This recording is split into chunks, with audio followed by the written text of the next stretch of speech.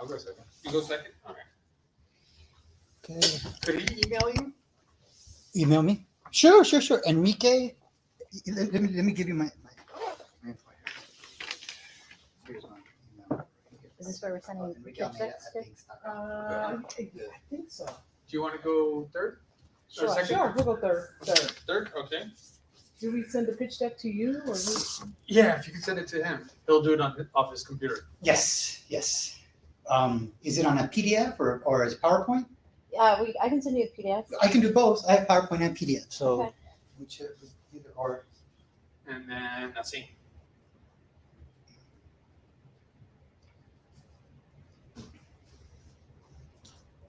Oh, let me give you the card. You need that. So Enrique, oh, you can just email it to me real quick and I'll pull it up. Enrique Almeida at Biggs.com. I'll put it right there. What's yours exactly? What sphere is that in? Entertainment? You can say like a social media or like wherever you would put Clubhouse in, but like a better version of Clubhouse. So social media. Social media? Yeah, social media. Okay.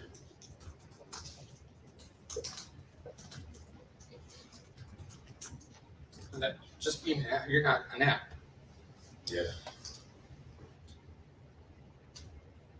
Deeper than that. There we go. Now seeing you're doing NFT music. Yeah, well, it's Web 2 and Web 3. Okay. As you can say. Cayman? Yeah. Okay, cool. I have your.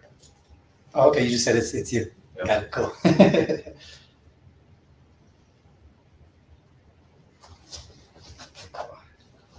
And that's the camera over there? This is the one right here. Yeah. They provided it. It's got a better field of view, so we get a better wide. It's pretty good, actually. It's impressive. Never seen it Yeah. like that. Yeah. That looks like it should be like on top of the federal building or something. Right, you better not look and get in trouble. Is that like hardwired to the feds? Tell us the truth. Tell us the truth. Come on. And NSA. Look, let's be honest. The NSA stepped into anything. All of us at any moment they can tap in. Yeah. Scary. Literally. That chip they put in me. You don't have unless you have a flip phone. Even then, Even then, yeah. Even on the dumb Even the phones, flip, they really? can do it. Yeah.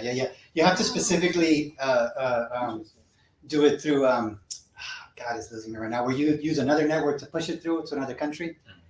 Oh, the VPN. A VPN. VPN. There are some dumb phones with VPNs, and those do work, but a smartphone still. No, because you got to think. Let's say you have 3 towers, right? Those 3 towers, they can triangulate where you are. Literally. So it doesn't matter, just you making a phone call means they can do that.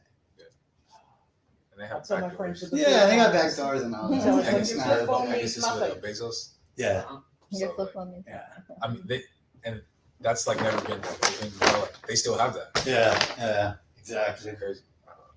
All right, so I'm gonna go ahead and just get going. MBS. Either. Are you blocking your view? No, you're I got a lot of fine. You're respect for fine. that. man. Okay.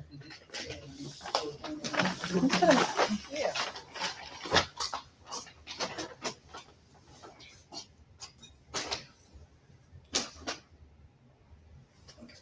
Turn on the light just a bit.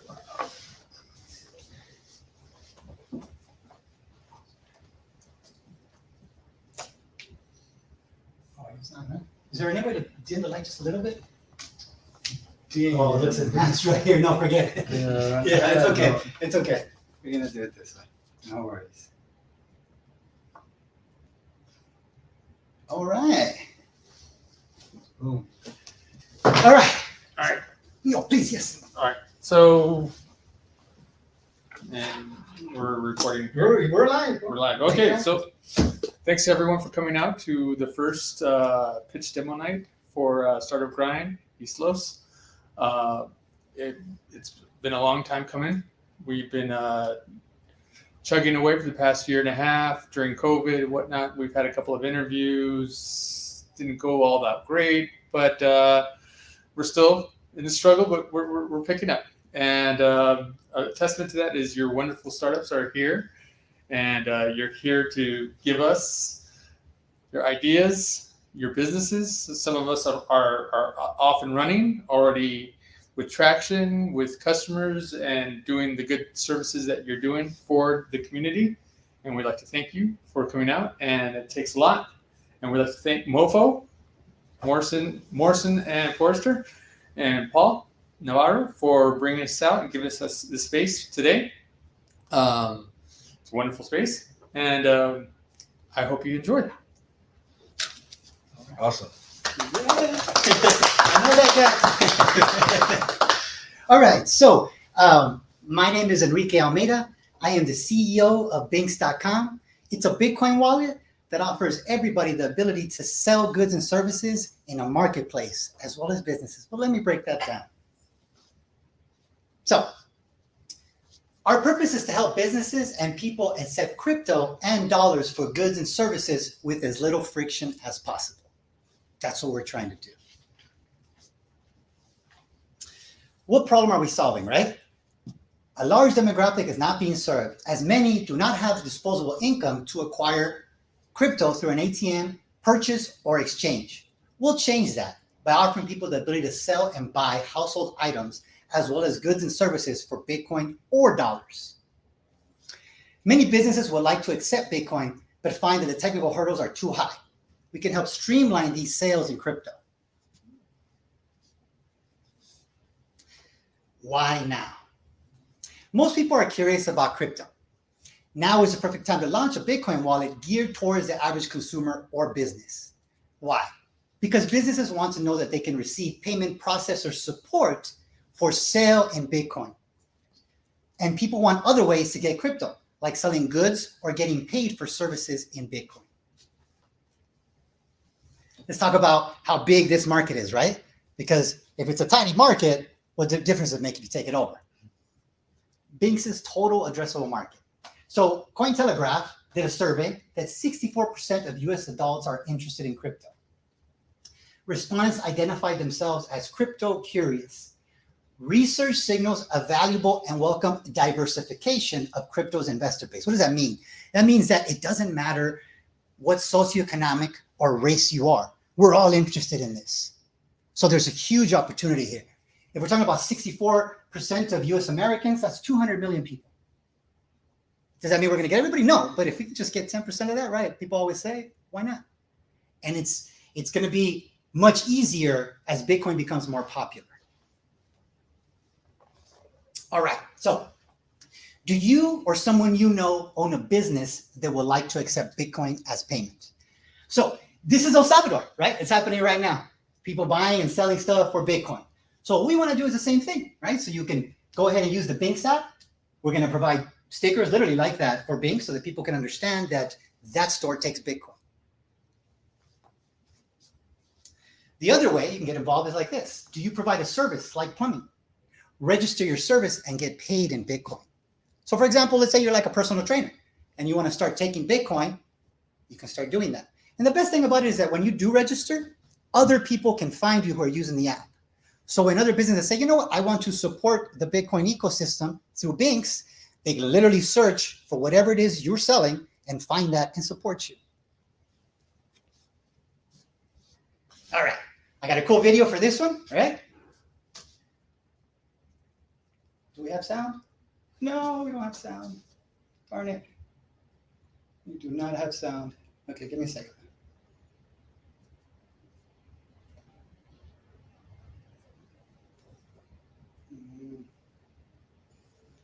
I'm going to have to just describe it because we do not have sound. Sorry, guys.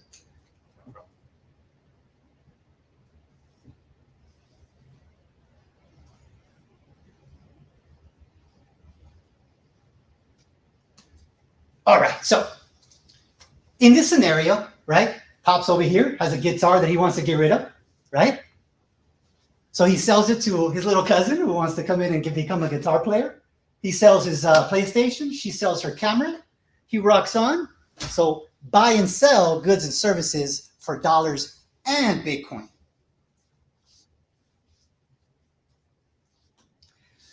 Okay, great. It sounds very lofty, right? It sounds amazing. But when, right? When can you actually buy beer in Bitcoin? Well, July 30th. All right. The first bar in California is going to start accepting Bitcoin through the Binks app. So we invite you to the launch of Binks.com, a platform helping businesses to accept Bitcoin just like Cheers Bar and Grill. Cool, right? And yes, she's going to be at the party for anybody asking. Okay. She's actually the owner's daughter, so she's super excited about this event. All right. So what's our competition, right? Well, we provide Bitcoin, dollars, a marketplace, and merchant services, right? So Venmo provides dollars, OfferUp has a marketplace, Coinbase, Bitcoin and dollars, merchant services, right? So as you can see, we're offering a whole lot more. What is the big picture? What are we trying to do here? By offering Bitcoin as a service, the community we built together will allow us to approach businesses large and small to accept Binks as a payment service, just like Venmo, PayPal, Square, and Apple Pay. So by giving the community, right, ways for them to easily, frictionless use Bitcoin, we can build out a whole merchant system from it. So I got asked this question, right? So how do we make money, right? It matters. 4% charge for all internal transactions minus affiliate commissions. 8% charge for conversions from BTC to USD and vice versa. 8% charge for sending BTC to an external wallet minus the network fees, of course. 6% charge to cash out USD to a bank account. All right, to ask, right? What do we need? Well, just like Coinbase, who started off with 600K, I broke it down for that amount. We would like a safe agreement for $600,000 for marketing and continued development for a 1-year runway. So as you can see, I'm not going to go through each number, but this is how I would break down. All right, so our roadmap. We already launched, right? First quarter of 2022. We already have well over 100 users, and we're hoping that by the third quarter, right, this next year, we'll have at least 500,000. That's our goal. We want to launch Binks in India since I have my devs over there and they are more than ready to go. And India just legalized Bitcoin. So I'm just waiting for funds to do that one. And of course, we want to do El Salvador. You know, I speak Spanish. I'd love to go down there and blow this up. All right. So a few guys that want to meet the devs. These are my guys behind the mix. I have an intro video, but obviously can't play it because there's no sound. But you know, these are some of the guys I work with. This is my COO, right? So me and these guys fight every night till about 4 a.m. when we're coding. So, you know, that's the honest truth. And that is Binks.com, guys. So if there's any questions, I'd love to answer them. If not, then whoever is next, I'd love to see it. Yeah, I got some questions. Yes, please. Yeah, so I mean, I guess I'm going to start with like the market downturn. Correct. Right? Yeah. So the market downturn, I think it you know, maybe has soured a lot of people kind of on the prospect of Bitcoin generally. Yeah. And so I'm curious, how do you view the downturn as, I mean, how is it going to affect the company in the short term and in the long term? So one of the things that, and I've been getting that a lot from businesses actually, is we offer dollars as well. So what I tell them is, if you just want to accept dollars, you can do that. If you want your Bitcoin immediately turned to dollars, you can do that as well. So that's kind of what usually makes most businesses go, okay, fine. It's kind of cash out then. I'll do it. You know, that's usually as far as I have to go to get to do it. Now, as far as the crypto winter, yes, it does affect it. None of us are happy that it went from 60 to 20 or 23 right now, actually. But if we look at Bitcoin historically, right, obviously from when it came out, it was less than a penny till right now, 20,000. It still is rising. My belief is that by 2030, it will be at least $1 million per Bitcoin. You know, just based on the fact that a certain segment of the population around the world is going to want a piece of it as it starts to become more popular. And that's scarcity, right? Because there's only going to be 21 million Bitcoins, right? So that scarcity from actually being able to acquire even a little piece is going to create demand for companies like this. Gotcha. And so in the competition, right, comparing it against, I mean, Venmo and Coinbase in particular, like starting with Venmo, is there a concern about them like what about them stepping into the market on the Bitcoin side? Oh yeah, no, totally. I agree. I there is a time limit to this to what we're doing here. In the next 4 years, the opportunity's gone. Binks won't work in 4 years. That's the truth, because we're already seeing that a lot of companies are going to want to get into that space as soon as the U.S. government starts to make the regulations that they feel comfortable with. They're going to jump into this space, and they're already programming it out. It's the program's done. They're just waiting for the law to catch up. So, to answer your question, yeah, right now is the opportunity. Later on, it won't be there. I guess my last question is on the economics piece, right? So the number that stood out to me was an 8% charge on withdrawal, right? Yes. And so, which seems kind of high, right? So I'm comparing it to, on the, so I guess if I'm a business and I'm Cheers and I'm accepting, transactions in Bitcoin and then convert it to dollars and then pull it out, it's an 8% charge. Correct. Versus, what is it, like 2.5% for like credit cards? Yes. So how did we get to the 8%? Yeah. It just comes down to the fact that we just don't have the power in the numbers yet for me to negotiate a lesser amount. Got it. The truth is that the third-party API I'm using is taking 6%, so I'm only making 2%. That's the truth. But as we get more users and more companies and businesses, I can go in there and negotiate. Say, hey, I'm bringing you all of this business. You need to lower it to 3-4% or whatever it is we can negotiate. It's just right now for the API. So, but you're right, it is high. But I'd love to launch that way for right now. Yeah. Gotcha. Yeah. No, that's all. That's it. Okay. Yeah, thank you. Awesome. Anybody else have questions or want to put me in the spot? No. Okay. No worries. All right. You want me to pull up your thing? Sure. Okay. Cool.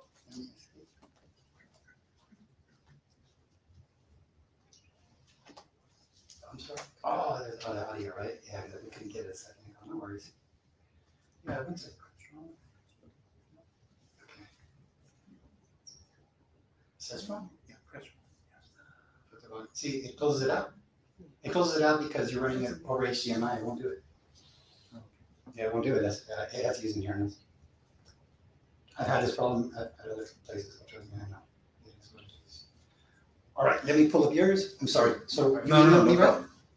You emailed me the thing, right? I should do that. Okay. you Enrique Almeida, I think. Right. Okay, cool.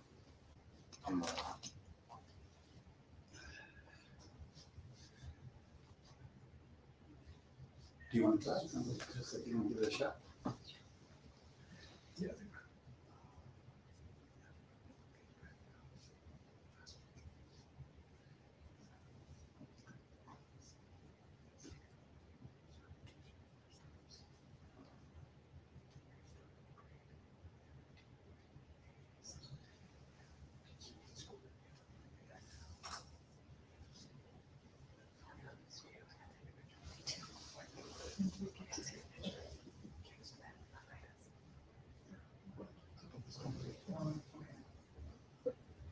It's called HDMI now, right? Okay, cool.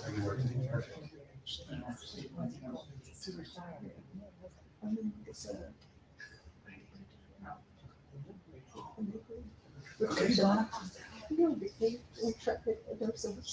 Okay. Let me try.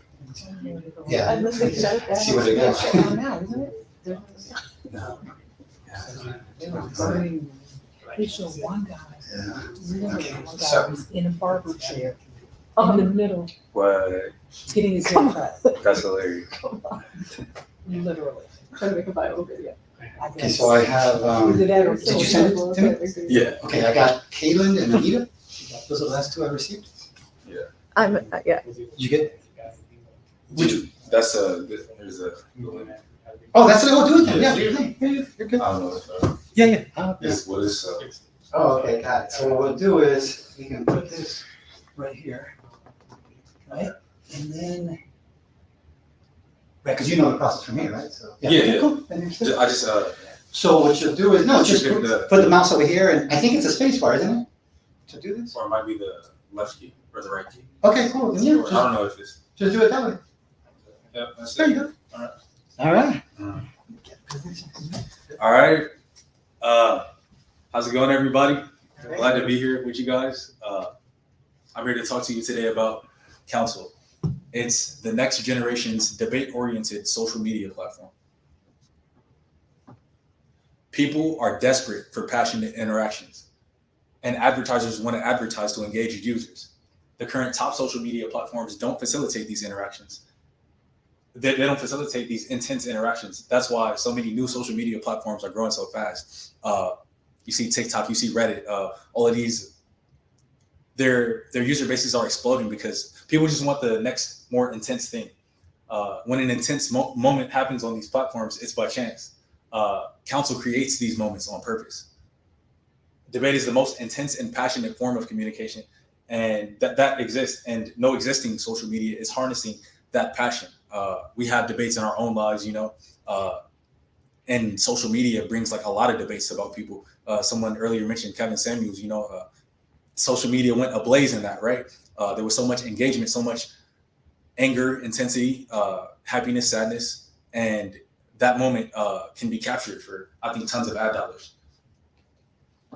Council's designed for intense interactions. And this attention economy, controversy wins every single time. Even walking down the street, someone who, may walk past you and mumble may not get as much attention as somebody like giving you an insult, right? Or saying something controversial.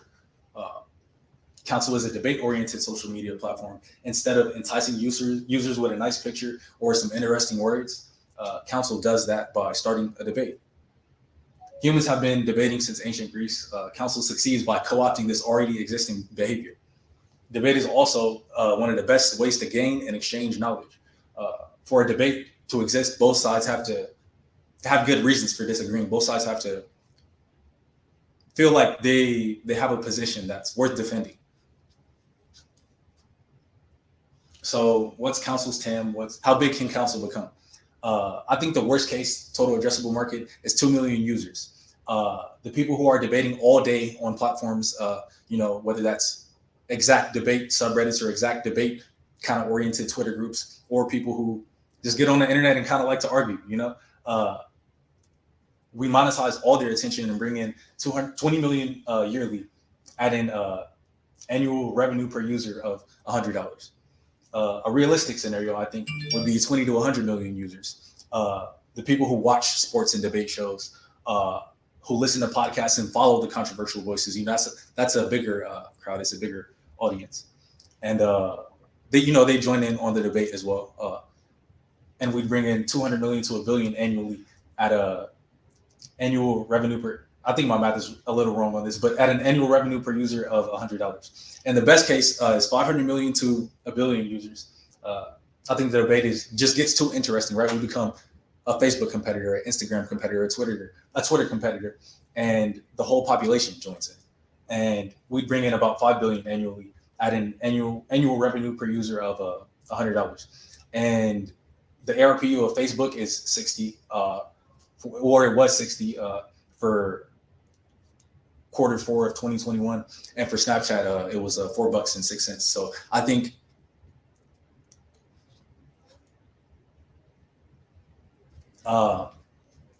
we're going to have a one-of-a-kind business model among social media platforms, which justifies that $100 annual revenue per user estimation. We'll start with sponsored debates. Companies are happy to spend enormous sums of cash to get customers interested in what they want to sell. A Council-sponsored debate is more engaging than any traditional advertisement. You're not being shown a picture of a bag of Lay's. You're being told that Lay's are the greatest chip of all time and being challenged to prove different. You're emotionally invested. The entire ad industry is trying to get customers to feel something with their product. And with Council, it's built right in. Council's competitors. Council has key advantages over all of its competitors.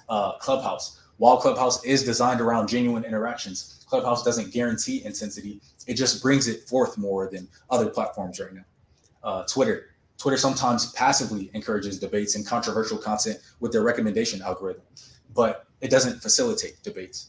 And Reddit. Reddit has subreddits, and it has controversial subreddits. It even has a couple subreddits that have a bit of, that or oriented around debates and debating, but they again don't facilitate it. So how will council succeed? TikTok. TikTok is the petri dish for the future of marketing. If your product and content are good enough, you can get millions of views for free. I've done it. I've done it multiple times. In fact, I know how to capture a debate's most interesting 15 seconds and turn that into a series of viral TikToks that I think will promote the council platform and get us, all the views and eyeballs and users that we need. Our next way of growing would be a Twitter and Reddit botnet. Twitter and Reddit are both platforms that have their own small debates already going, and there are thousands of people debating on these apps every day. Just like Airbnb did with Craigslist, we will target the platforms that are failing the users. People are looking for a debate, but they're not getting a tailored debate experience, right? So we'll use the platform where they're already almost getting what they want and give them exactly what they want and need. And our last paid growth strategy will be online ads. Not like one of the biggest ones, but I think geo-targeting areas frequented by influencers with heavy remarketing. We will bring the masses to council by first bringing the people who the masses are already following. Council's team is just me. I'm a solo founder looking to build a small team. I'm an iOS developer. I wrote 90% of the source code for council. I designed, planned, created, and shipped the app. What I know is more valuable than my coding skill, however. I've done door-to-door sales. I learned a lot from that. I've run a few online ad campaigns, and that's taught me a lot about the human brain and why it behaves the way it does. My TikTok resume proves that I know, how to catch people's attention, how to drag them into something, how to get them to keep watching. And last is grit. I have yet to encounter a challenge or hardship that I couldn't overcome with sacrifice and unforgiving discipline. I learned iOS development in a month because the company required it of me. It took 16 hours a day. It was stressful, but the company required it, so I got it done. What we're raising. We're looking to exchange stock for strategic partnerships. We have the idea, we have the IP protection. We just need the audience. Instead of looking to raise money, I don't think money's too hard to get, a few $100,000.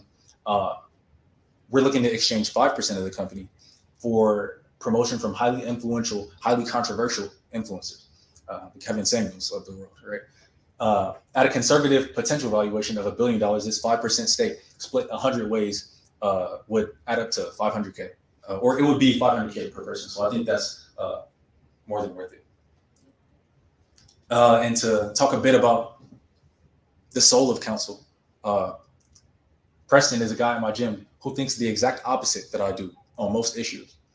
We watch different news, do different workouts. If not for the sauna at the gym, we'd never have a conversation with each other. Gerald Davis is a black man who's unradicalized over 70 KKK members with nothing but conversation.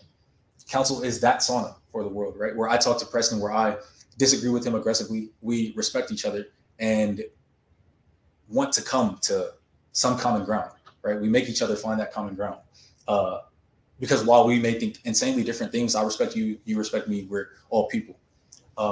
Council is that sauna for the world. Council is where me and Preston talk, where you and the person you disagree with the most talk to each other.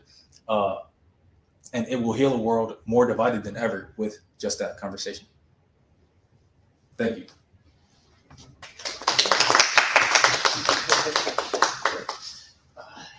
So I got a couple questions. Yeah. So I mean, first of all, do you have any images just so we can see what it looks like? Because one of the things I'm having a hard time conceptualizing, right, is so.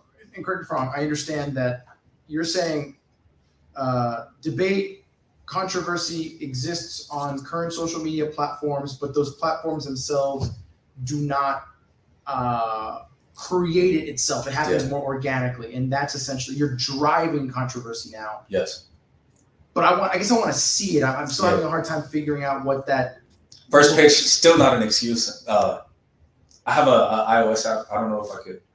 I can show you Okay, we can do it. Okay. Yeah. But it's visually designed and with colors, with how much debates are taking up space on the screen. It's visually designed to engender just that, to engender debates.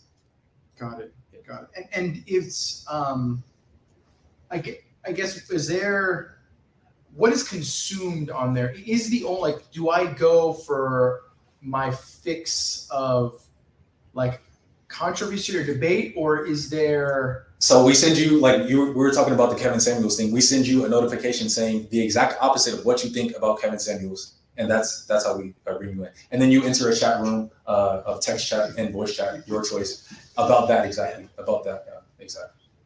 Got it. Okay. So Debate. you're gonna run like a profile on people, and then basically, okay. So if you believe, 1, we'll send you 0, right? The polar opposite. Yeah, essentially.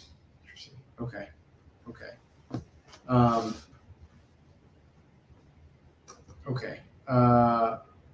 And then and so then you'll run ads on there, like, so the ad model is the monetization. That's how we're. Yeah. So if you're interested, like if you've shown interest in debates around, like certain food products, then food company could sponsor a debate and push their food product out there as the best. They could either hire people to debate for them, or use some sort of a small financial incentive, like a contest type thing, where the person who debates the hardest for this food company gets some sort of prize. Gotcha. And then I think the last question is kind of like a social, broader society kind of a question about it, right? So you said that I guess through the debate there's healing in there, right? Mm-hmm. What about the perspective that it's, instead of healing it kind of it adds salt to the wound, right? Like, is it just because is it the medium, right, that they're currently on that doesn't work, and that you think that this is going to present it in a different way, that there is some better closure for folks? Or how is it? Yeah, I guess how is it different from the kind of crazy fighting we see on Facebook sometime, I guess, right? I think a lot of times now we're in our own bubbles. Like, if you like a certain type of content, let's say you like conservative content on Facebook, Facebook is going to show you more conservative content. Same with liberal content. I think by directly shoving people in rooms where people disagree with them, we're going to have these conversations and hash them out. It does have the potential to put more salt in the wound, and moderation is something I've thought heavily about, making sure it's aggressively moderated, because, when people get, passionate, sometimes the worst parts can come out of people. But I think definitely for the more serious debates like politics, we're going to have to aggressively moderate that. But some people just love debating about like sports, and can, yell at their best friend in the face, and scream at their friend about why this sports player is better than that sports player, or, vice versa. And for those, it's going to be good. Gotcha. Yeah. Awesome. Thank you. Yeah, no problem. Any other? Yeah, go ahead. So I'm thinking about presidential debates, right? Okay. And this is kind of piggybacking on the whole moderation kind of thing. This is like half question, half recommendation, half idea. Oh yeah. I get a third of all those things. Oh yeah. What's cool about debates is you have a guy moderating from PBS. Everybody likes PBS, so it's kind of neutral. And he poses kind of like these questions that kind of like guides the debates. You know what I'm saying? So they don't get too crazy. Have you like considered, or maybe there could be like some type of like, like prompts or like guideline kind of thing, or like some invisible, not even invisible hand, doesn't have to be invisible, visible hand actually. Yeah. Probably better. Like kind of like making sure things don't get a little too crazy. That's a great idea. We have like people can write their own topics to debate about right now, but I think rewarding good topics, rewarding people who like moderate their topics and like, keep them civil would be a very smart thing to do. Appreciate it. Also, like a forum kind of thing. You know how like in forums you have like, you have the topics and you can create any section, but maybe there could even be a section that's just dedicated to like healing and solutions as well. In case like for people who get debate burnout, because I know a lot of people who like they get in Facebook arguments and then they carry it throughout their whole day and they tell everybody about this debate, and like that's like the highlight of their life almost sometimes. Yeah. Hell yeah. Is this recorded? Yes. Okay, bad. I was gonna say I was all writing down. I'll make sure I'll get it. Yeah. And that could Appreciate it. be also for your raise. You could like develop the AI that would moderate. Yeah. Yes. I was just thinking you could have a debate with a time limit, right? So that people outside of it can then judge who won, and then it becomes more about the competition of debating instead of the actual emotion of the argument. That'll be a good way to easily and in a friendly manner kind of moderate, by saying, okay, you can say 30 things for your side, you can say 30 things for your side, everyone else is going to judge you and say who won. I don't know, just an idea. Yeah. Whatever. I rock with it. Yeah. And anything anybody is like, thinking in their head that may hurt my feelings, but I should hear that they're holding back. No, I think it's a good product. I think it's a necessary product, but Yeah. It just needs guidance like anything. Yeah, I'm just going with the Paul going. You just got to be careful with, the third rails, of religion and politics, right? Because people can take it very personally, and it can go wrong. Yeah, it's the only thing that it's cool. But hey, people argue every day on Facebook, so what difference does it make? Yeah, and I like how you brought up Kevin Samuels. Everybody's, well, not everybody. People weren't big on Kevin Samuels. At least women weren't, because he bashed us, right? So using him as an example is kind of cool in a way, but that's like the extreme to me. I think the average person, we would be debating who's better, Whole Foods or Erewhon or whatever, you know what I mean, or whatever, something like that. The Kevin Samuels is like a little edgy. Yeah, he was. I mean, every now and again, I would see him through like YouTube or whatever, and I'd be like, this poor woman is getting eviscerated. You know what I mean? By this old dude. You know what I mean? So, which is wild. But yeah, I like your idea. I like it. Thank you. Let's hear your negativity. I need to face it. I like how brick and mortar your presentation was.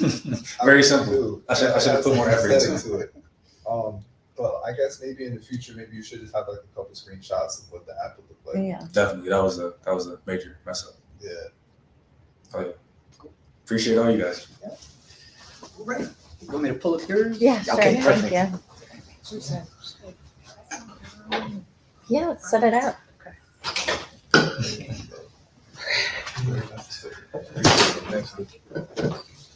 Oh, you can run speakers. Yeah. I'm not like super excited. I feel like, I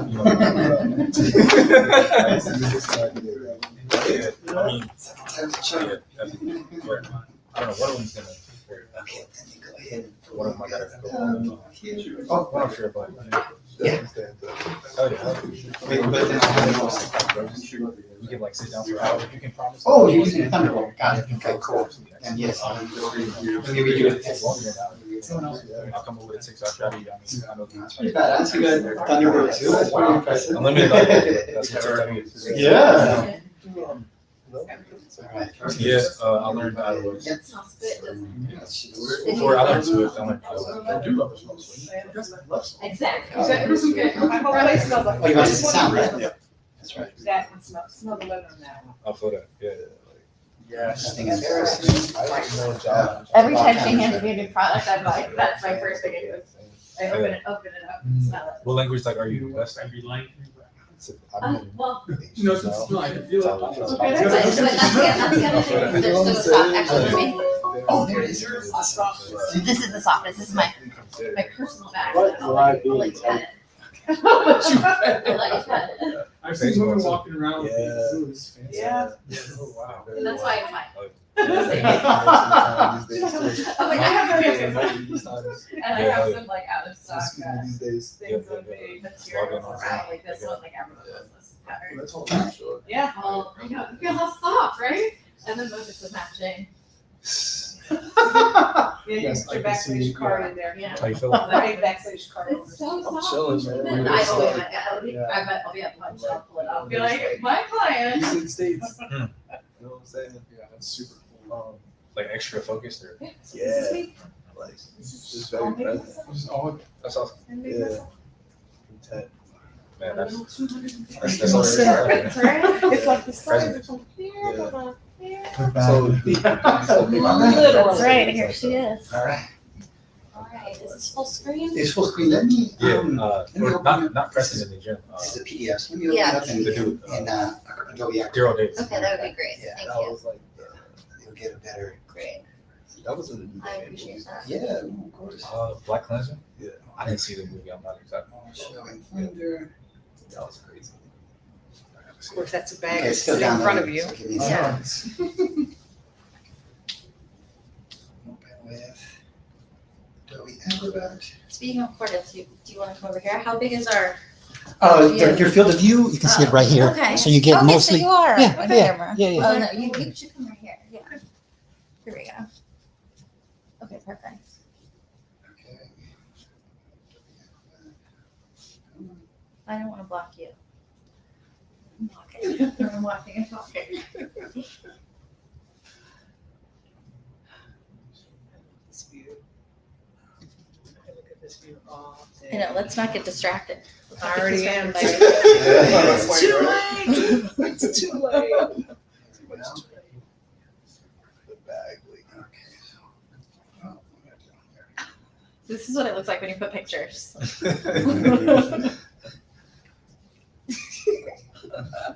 Code. I respect it though. I needed to hear that. Reddit words. You didn't see that. I saw you be like, dude, what? Long night. There we go. Okay, so there we go. There we All go. set. So So just use the arrow keys up and Arrow down. forward. Okay, Yes. awesome. All right. Thank you for having us. Thank you. Thank you. So yes, we do like to lovingly refer to Vina Lewis as the bag lady because we're here to get the bag. That's right. Literally. Literally. And, you know, that's what we call all kinds of people in this world. And we do know that Vina Lewis has survived homelessness, and it's a big part of her story. And we're here to also talk about how her bags here, which we have off camera, the samplings of it. And she's also going into home goods and all kinds of wine accessories, and how all of the products are made with sustainable materials. And that's what we're here to talk about today. And so her story of survival to sustainable products, it's all about sustainability and also how we can sustain our lifestyle here on Earth. And so that is the story that we're here to talk about today. Okay. And so that story itself is absolutely integral to the products themselves. And here to talk about that story more is the designer herself. She is known around the Los Angeles community as a survivor, but also someone who is thriving now, having come from these humble beginnings. And she has had her bags featured on shows that are on HBO Max, Netflix, and her purses have been worn by the likes of Jill freaking Biden. And we have a budding partnership with the luxury home goods brand West Elm, where Vina is doing pop-ups about every month, twice a month, and we're developing a prototype line of products with their own proprietary materials that they design, and it's their dead stock materials that we are now integrating with our materials. And so something beautiful is going to be coming out of there. And so it's a slow but steady partnership out of 2 stores here in Southern California. And so once we sort of do well over there, we're hoping to grow to something a little bit more national. And so to tell you a little bit more about the story that is so integral to the brand, I give you Vina herself. Hi. Thank you, everybody, for inviting us. We really appreciate being here. And my story is very humble, as Anita did say.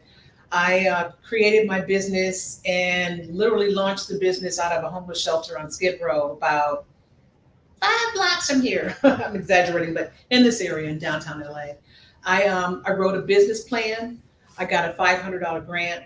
I utilized what was around me. I got help with Downtown Women's Center.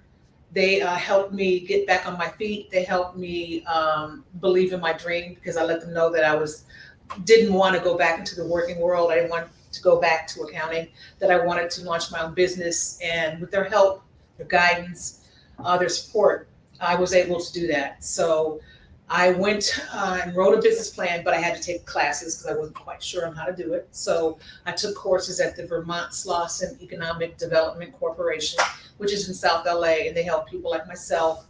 They help you with everything from your credit worthiness up to getting a fictitious business name and everything in between. So I wrote the business plan. They loved the business plan, and they subsequently gave me a $500 grant. With that, I bought little scraps of leather and little box cutters and T-square and a used machine on Amazon and made a go of it. So I ended up becoming housed with the help of Downtown Women's Center, which I'm also now an advocate for.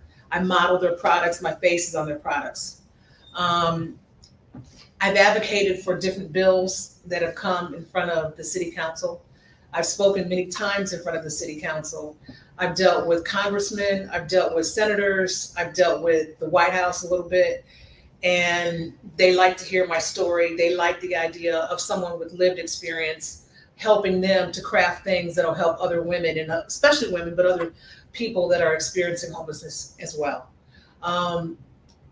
The homeless situation is really it's my baby. In the end, it's something that I know that I'm going to come back to, and I stayed with. I've helped to raise 6 figures to help homeless people here in Los Angeles, especially women, families, vets.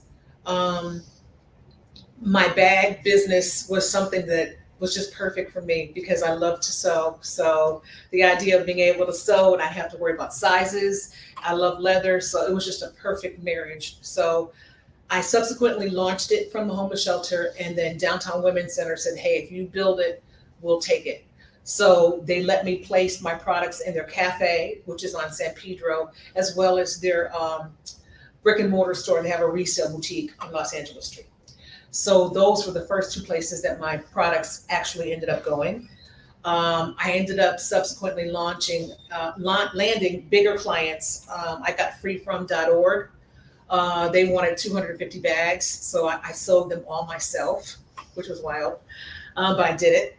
And to this very day, they still want bags, and I still sell them on their website, and that helps women as well.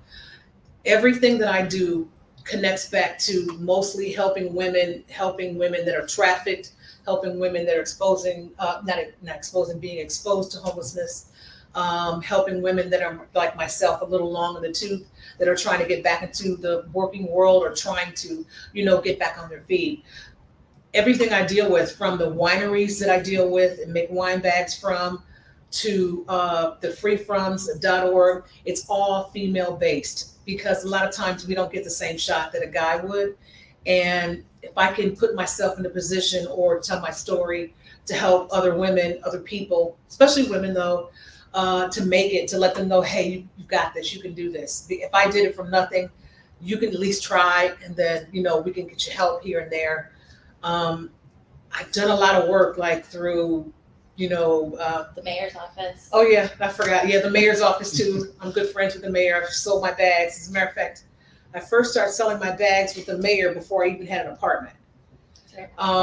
Yeah, that Christmas, huh? Yeah, I was living in transitional housing at the time. So I'd gone from Skid Row to transitional housing, which I had my own room, which was just absolutely just lovely. And from there, I met the mayor's wife, and she said, why don't you sell your bags at our house at Christmas time? I said, all right. So I donated 10% of my sales to Downtown Women's Center.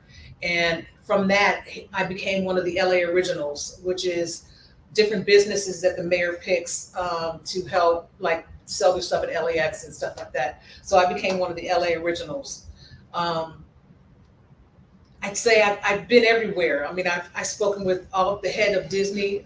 I've had meetings with them and DreamWorks, Jeffrey Katzenberg. I sat down with a lot of people to discuss homelessness, because that is really my whole game, really. I mean, I love making the bags, it's everything, but I know in the end, making the bags is what's going to, shall I say, piggyback onto what I need to do next, which is housing.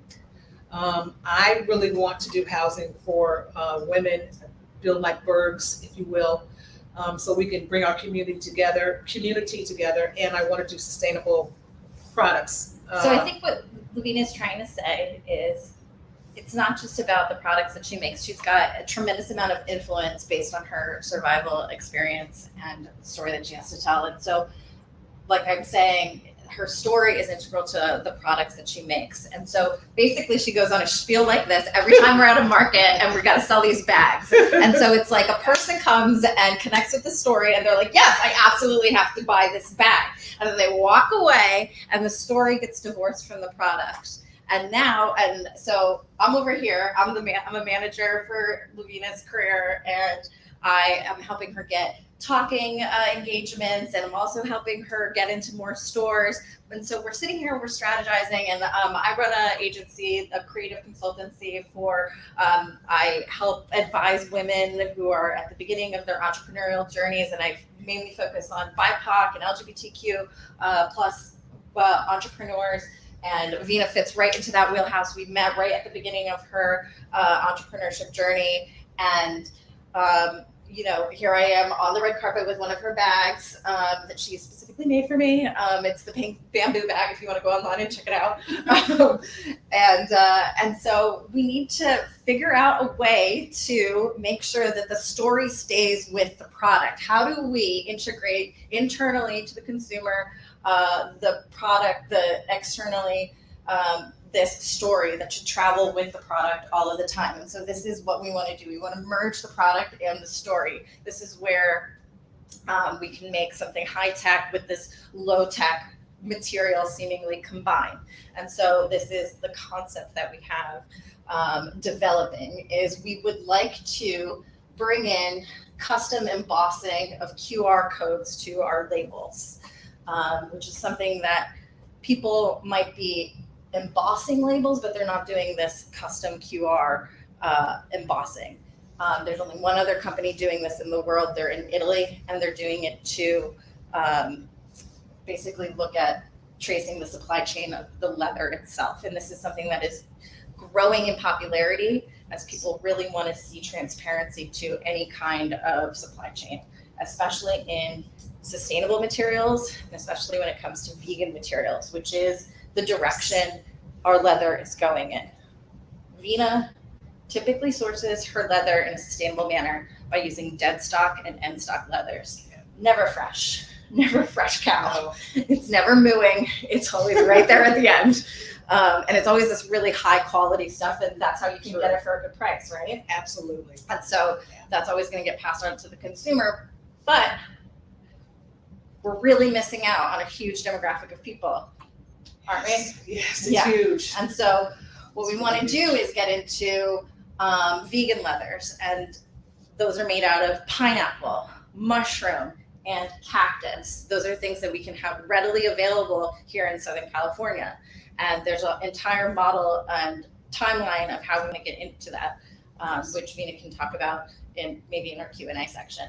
And so what we want to do is not just farm out our embossing system. We want to have it in-house with 3D printing, because actually QR embossing is very complicated. We want to be able to do it as often as we can on every single different product, have a different QR code. What do those QR codes go to?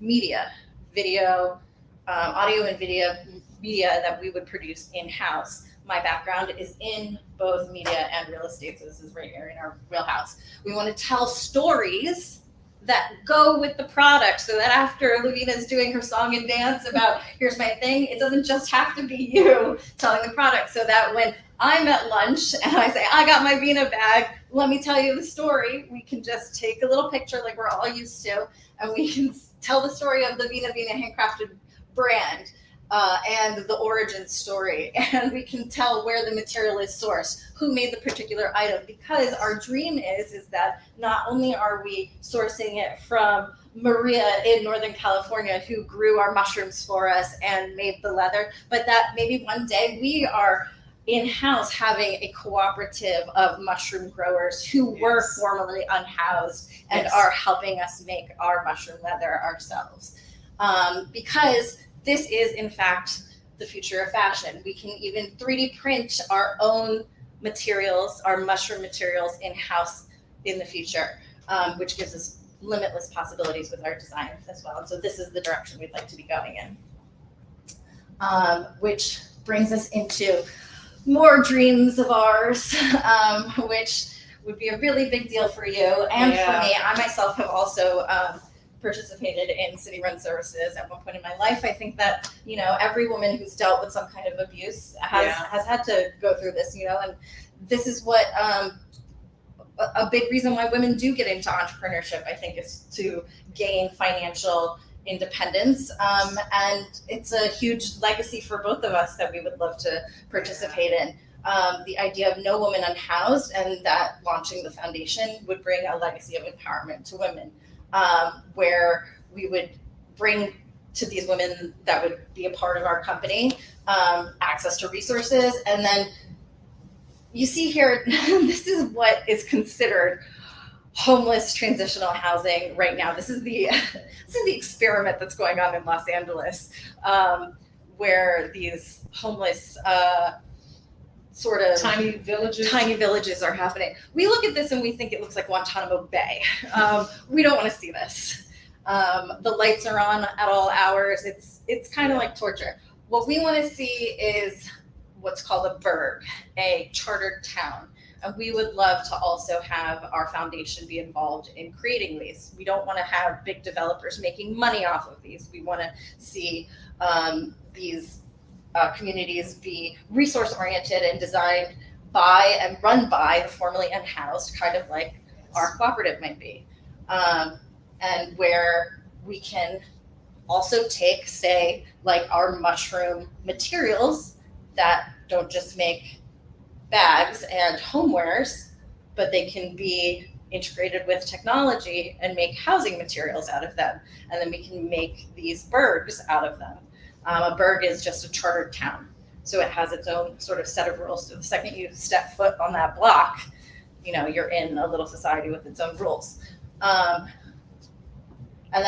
we think that when you merge sort of plant-based or indigenous building materials with technology, you have something really special going on. And it doesn't have to look like Guantanamo Bay. We can actually house people with dignity.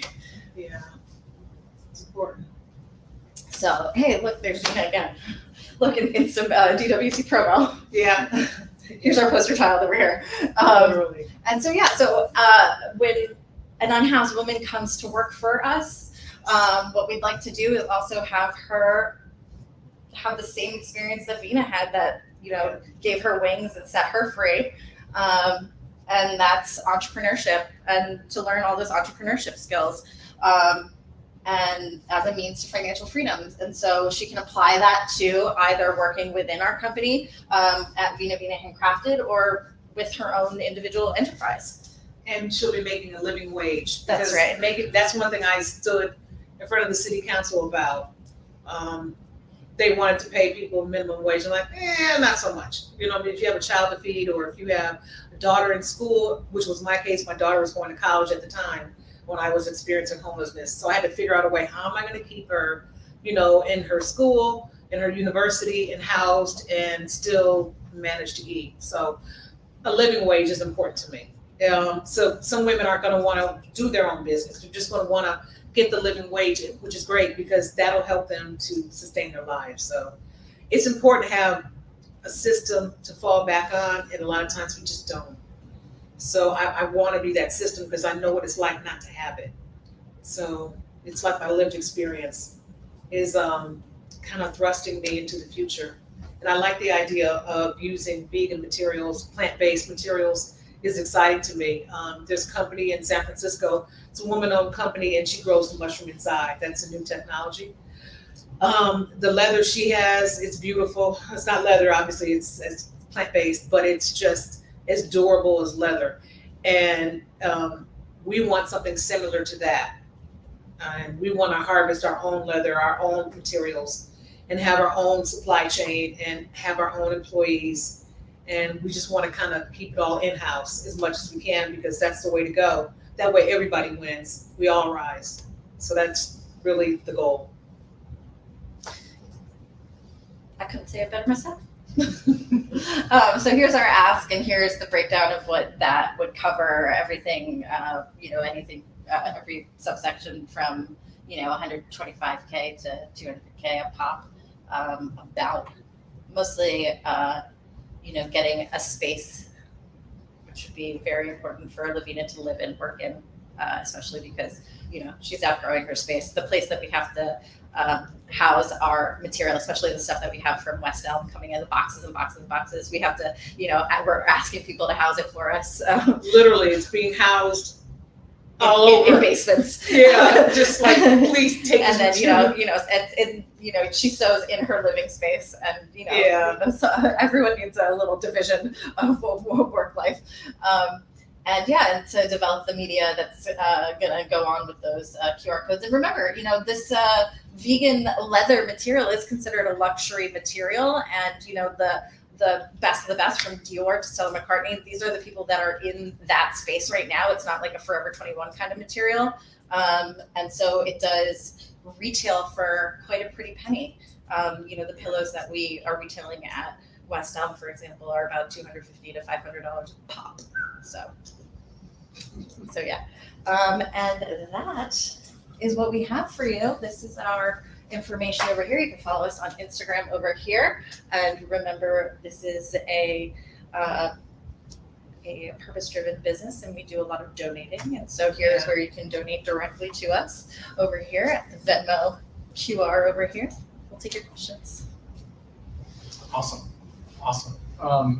I just want to make sure as I was listening to it, there were two entities that came up, and I want to make sure I understand the distinction between them. So there's a foundation, and then there is Vina Vina. I'm going to Handcrafted. Handcrafted. Okay, is that a for-profit entity, and which is the $1 million for? Right, which is it? Is it to the foundation, or is it to the? It's to the for-profit. Yeah, It's to get the technology going. yeah, For because the, for the 3D printing, for all the materials, all the social media things, office space, Gotcha. and then we're gonna switch over to a B Corp, establishing a B Corp. Got it. I've raised so much money for others, and I've been doing it for like the last 5 years. So I've kind of got an ear to a couple people, and I think, I don't know how to put it, but I just believed that I could do it. Mhm. And when I was homeless, I believed I could do it. You know what I mean? So it's like the young man said, or the Kobe theory, just work harder than everybody else. So, if I gotta, get up at 6, I'm gonna sew till 4, that kind of work ethic, because that's the only way to get it done. Just skin in the game, feet on the ground. we would use part of the funds in establishing the foundation, and then the foundation would sort of like roll on its own income of donations. I think that the idea also in needing a cash infusion for the business itself is that Vina is on the precipice of being able to have incredible partnerships with retailers. She just needs a little bit more bandwidth on her side to be able to accomplish that. Actually, a lot of bandwidth. I told you she's, sewing at home right now, and she shouldn't have to be doing that. You see that tray right there, for example, or the one that's underneath you, over there in front of you. Yeah. She could be doing those on a larger scale, for example. I mean, everything is handcrafted. We could be training other people to handcraft as well.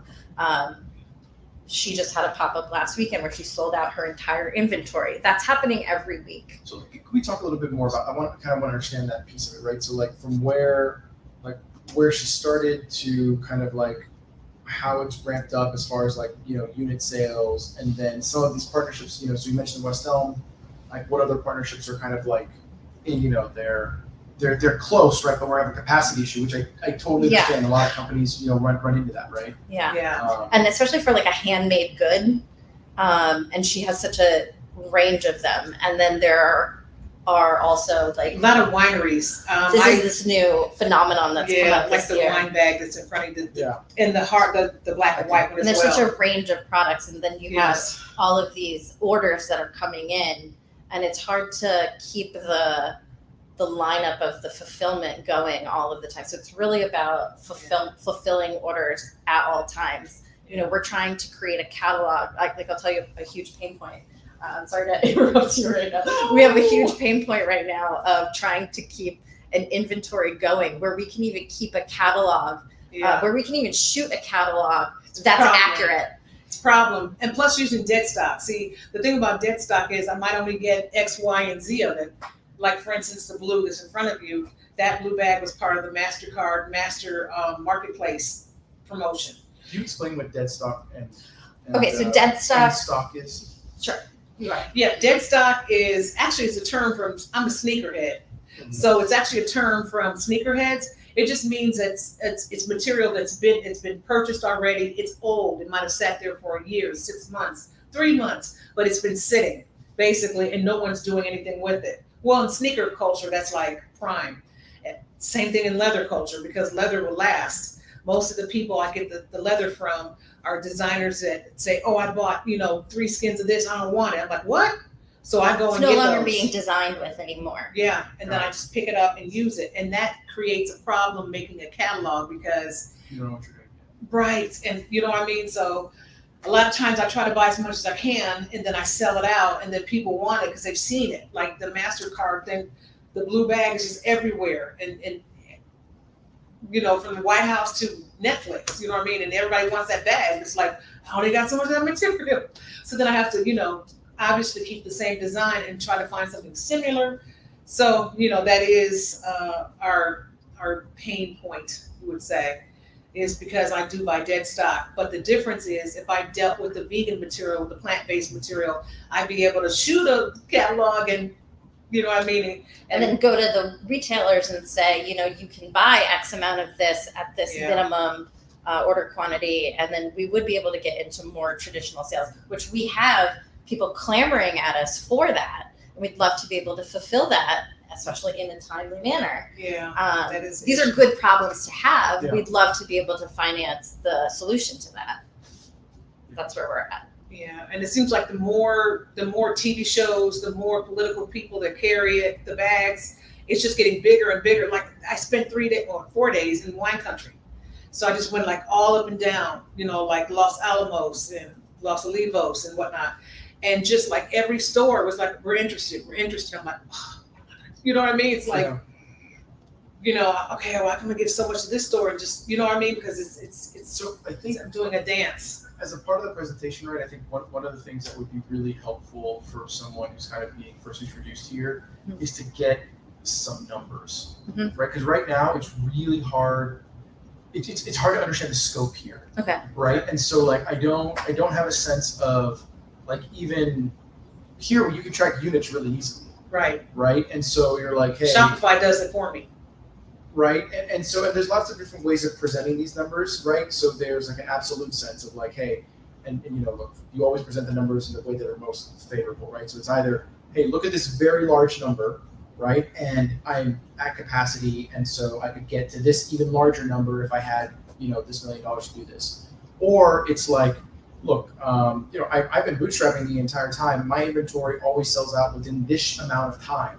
And then on discontinued models, right? Because I have this end stock problem. We have this many requests from this many people, right? And you're like, hey, we do routine outreach to kind of in these 4 industries, and we've got, purchase orders or would have purchase orders for this number if we could solve a capacity problem, right? Because I think that's kind of because right now you're selling a lot of story, and the story is beautiful. Right. Right. Okay. And so, and look, the passion is clear, right? I think you're a lovely speaker. And so I think the thing you need to marry it with, though, is some of those numbers so that people can see that there's the economics are there, right? And like anything else, right? I mean, everybody talks about a J curve, right? And the more that you can plot yourself on it, you're like, look, I'm poised to take off, right? And so I'll start that exponential growth once I have this influx of cash, right? So you want to marry those two things together, I think, and that just makes it easier because then I don't have to. Because if someone wants to, they will in their own mind kind of like put in the numbers and make it make sense for them. But if anybody who's skeptical, right, then they'll do the exact opposite. Right. Right. Right. And so like all they've got is a story, and one person's story isn't like, why would I invest, right? So you don't want to fall victim to that, right? And so instead, give them the numbers that don't allow that to happen, Okay. right? Because I think you've got, having capacity problems are a good thing, right? If you've got demand, and then especially I think one of the other things that I think are really impactful anytime you also have a company like this too is, do you have photos of Joe Biden holding the bag? Do you have Her photos- daughter, I got pictures with her daughter. Right, you said it was on HBO Max. Do you have Yes. pictures of it? My daughter does. I do Right. too, though. So, but generally, but that's what I'm saying, right? So like, Oh, so that. anything again, because like the picture, look, those are gorgeous pictures, by the way. That already gives me. So one, I think this is good.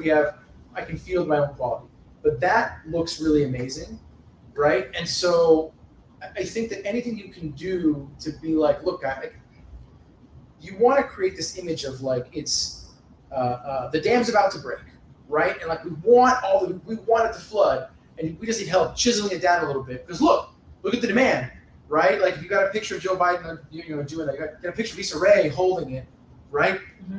That prompts anybody who knows this space and fashion or whatever to be like, oh, okay, I want to be in that.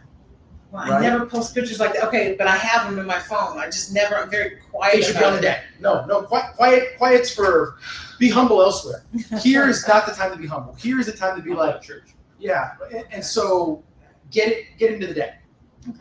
And I think like you do that, and also maybe think a little bit more like rearranging some of the order of some of the stuff. But like I think you've got a lot of the right pieces. And by the way, if you had any one of those live and in person, because those look really awesome. There's one right That there. pink one right that there. pink one. That pink one right here. Oh, that yeah. I like that blue. I'm just saying that blue with the embossing, that's not the right word. I don't know fashion, but whatever the It's like a crinkled leather. It's leather. It's lambskin. whatever the pineapple. What would you call it? Is that painted on or is that? No, that's actually leather. It's actually lambskin that's been like folded and kept folded, then you unfold it, and Oh, that's yeah, the how it lambskin's looks. good. You got a good eye. Oh, Yeah. okay. Well, that thing is awesome. I mean, Yeah. they're all really great, right? But you see kind of where I'm going with it. Like, Yeah. And so right now, I want, you've got a great story, condense the story a little bit, Okay. right? And then in place of it, a little bit of numbers. Yep. And imagery, right? Because if you're talking to all those other kind of people, right, show them with your stuff, right? It's on my phone. And so I Okay. think that a lot of that stuff will help build up that demand from the investor perspective. Okay. Great. Awesome. Notes. Thank you. Thank you so much. Any questions, gentlemen? Any questions? Yeah. Yes, sir. It's like two questions in one. So I'm gonna try to consolidate them. First of all, great product, great story, love it. Thank you. Have you guys ever looked into like partnering? Like I know there's like a lot of like educational institutions that have like innovative labs where they look for projects like these. You know what I'm saying? Where they like create like student to like professional career pipelines. You know what I'm saying? And then you get like resources. A lot of them have like 3D printing and stuff like that. Have you ever like looked into like tapping into like that educational or like market, I guess? We definitely could. It's a great thought. I went to an art school, so Which school did you go to? I went to Parsons. Oh, New York, excellent. Beautiful. Yeah, I saw a lot of that where like you'd have like established folks that come in, and then as a student you're like, oh my god, this actually is possible. Like there's somebody doing it. Like a lot of kids get internships that way, and stuff like that. Yeah. Just like It's a good idea. yeah, Good thought. Yeah. Thank you. Noted. no problem. Oh, yeah. Any more questions? I got to introduce you to Nora May Carrera. She runs the Makerspace LA Okay. because you need space. Yes, I do. So she runs Makerspace LA. Yeah, and she also runs her own capital. I love that. Venture capital. Yeah. Thank you. Check. So that's another. Okay. Thank you. Thank you. Thank you. Thank you. Thank you. All right. So with Do you want to put some up, or you just want to do it flat out? You can I help you? can I pull up my? Of course, yeah. TikTok? Yeah. I know sometimes. I did TikTok. I got 1,500 views, 2,000 or something like that. That's solid. I mean, you know, the story. You know, you take the homelessness, the coming out of it, and you show like, you know, the famous people that are wearing it now, the high level publications. You know, HBO, Netflix, like you said. Yeah. It's far right into stuff right there. To your email, however it is you want.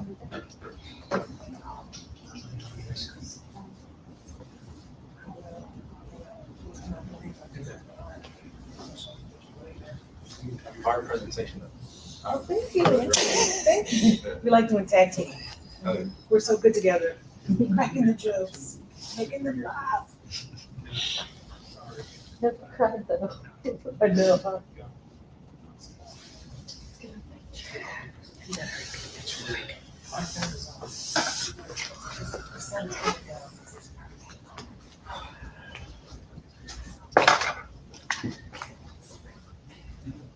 It's too great of a picture. I know. We gotta do it. Every second selfie. Oh my God, away.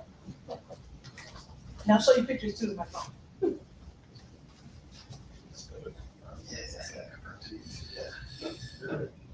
All this technology. It's supposed to make our life easier, but it doesn't. I know. You're very healthy. I'm stealing all your jokes now. No, Oh. I just realized, oh, I forgot it's supposed to be recorded. Like everything in the world right now. Okay. You know when you're up and out. Cannot be downloaded because there's not enough resources. Oh, shoot. Darn it. Okay, let me, But also, I think it can still open without download. yeah, I think you can just open it up and just like Oh, that. my, really cute. But Really, really cute. You like it? Okay. She's gonna love it.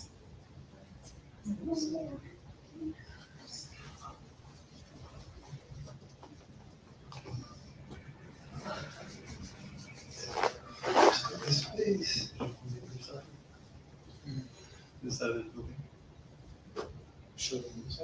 I'm still there. I'm still up there. I'm never leaving. Oh, you mean.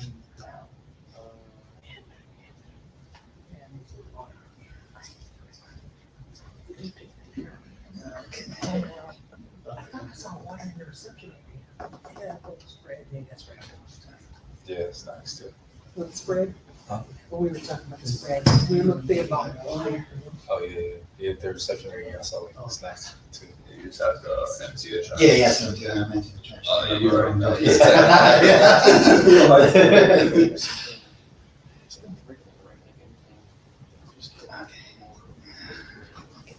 Let's try down on you one more time, please. There it is. Okay, we're good. I was like, come on, I'll let that be the reason. No. Okay, it's downloading. Let's just give it a second.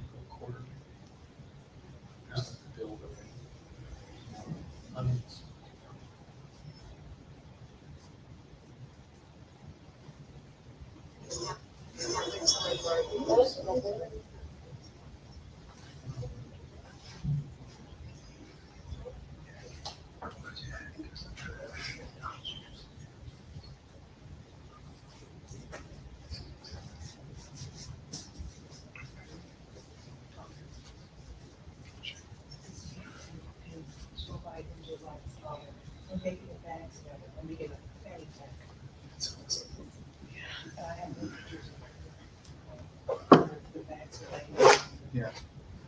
She has one, I have one. Mother has one, I make one. Yeah. And she has a blue and I have a blue one. Yeah. You can't see the service, it's so straight. She bought it, just like, you need Venmo this, if you can't, you gotta get your assistant to Venmo. So I'm like, you can't Venmo me. Why couldn't they Venmo you? When it comes to something like this in the White House, a person that's public, they can't Venmo someone like me, even though I'm vetted to be here. They just can't do it, they have to do it. through the system. But you can't, they can't come to a person. That's interesting. Yeah, you just keep saying, I'm gonna call my dad, he won't talk to me, no. Let's just do a video, so I did a video for that. She goes, we're gonna make it back again. So it's back again. But I don't want pictures. Yeah. I think that, that's gonna help me quite a bit in I think like some of the, so like you probably want to target like a type 20, right? And so I would probably like a lot of stuff related to the foundation of the homelessness piece, like on that part, like towards the end, right? Like I don't think because the story gets muddled, right? And so I think you need to get to the bag, to the bags, or not just the but to the exploration of like what the asset is sooner. Okay. And the economics piece should go before that. And then I get the sense that, so you've given your story several times, right? But I also get the sense like a lot of people, what ends up happening when you tell a story, a lot of times you end up, like humans inherently have the desire, like you've heard it a lot, so you end up wanting to tell it multiple ways, but that actually makes it more inefficient. And then it also means that like you haven't worked out the kinks. So you need to figure out like, I tell you all the time, like once you have there's a lot of gimme questions in investment, right? And once you have an answer, that should be your answer. Like you don't need to reinvent the wheel every time, because then actually, unless you are, there's like it's so good that they're always polished, even when you're off the cuff. But that's a really small percentage of people, generally speaking, right? And so if most people are better served by what does your company do? You should have a great 2 sentence. All right, so I cannot set it up every time. so that it goes from by speed, but if you just hold the arrow button down, Okay. is that cool? Yeah, that's fine. And like, Okay. what's my story? You should have, like I would say, like 1 to 2 answer. Oh, cool. That's just like, that's the answer every time. You have questions and you can expand and whatever, but then it's a tight, it's polished, you've hit all the points. And then you just look more focused. You see it? Yeah. Bar track? No, it's good. Oh. Overall. Okay, got it. Awesome. Right. Okay. Because at the end of the day, it's an All right, yeah, so just hold it down. into the Okay. business, Thank you. right? Okay, guys. Yeah. All right, y'all. My name is Asim, and this is Gold Hive. So I am a creative entrepreneur. I do music, a recording artist, and producer, and I have a bunch of friends that do the same thing. This project was inspired by my friends who have 100,000 followers, but they can't find somewhere to sleep. This project is inspired by my friends who had to do things that they didn't want to do to get jobs in music. But at the end of the day, as Bob Dylan says, no matter who you are, you got to serve somebody. So who better than to serve than my community? So that's why I created this project. So basically, everything I'm about to say is going to sound complicated, but it's really not complicated at all. We're building a blockchain multimedia company that I don't know why it's doing that. I really don't know. that's back. It's so weird. Yeah, but I don't want to do it again. Give me a second. Let's see the power options is the issue. Sorry.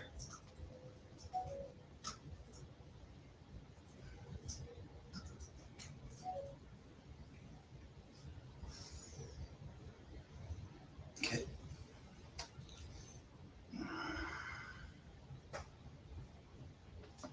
All right, I'm going to mirror the display. Give me a second.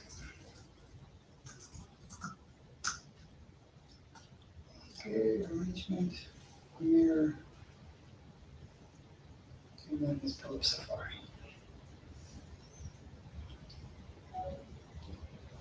All right, it should happen now. Okay. This is actually better for my eyes. Yeah, exactly. A lot better. Okay. We're building a blockchain multimedia company that transcends all of the business models that you're used to. So I'm going to address several problems first and just kind of give you guys an overview of everything. And eventually we'll get the technology to work. I don't know. I'm so sorry, guys. Wow. I really don't know.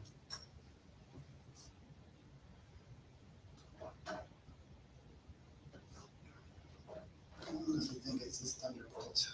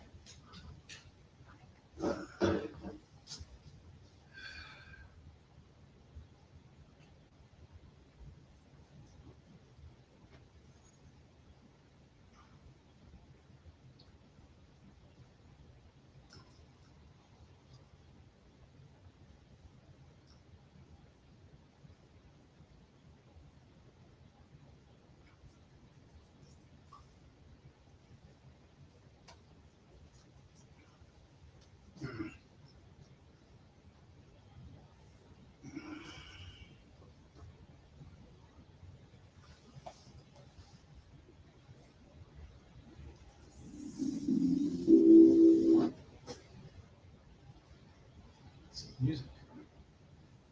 Oh, it's music. So,